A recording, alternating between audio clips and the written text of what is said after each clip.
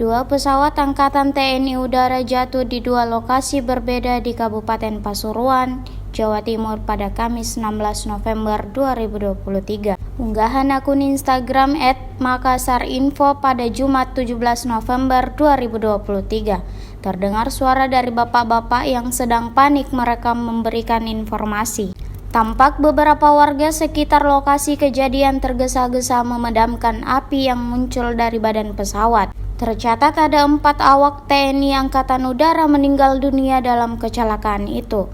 Belum diketahui pasti penyebab jatuhnya pesawat TNI Angkatan Udara TT-3103 dan TT-3111. Iki lur, pesawat TNI Angkatan Udara jenis TT-3111 lur, jatuh di area wilayah Gundi. TNI AU. Iki beberapa warga, banyak warga yang sedang berusaha memadamkan apinya lur. Ya Allah.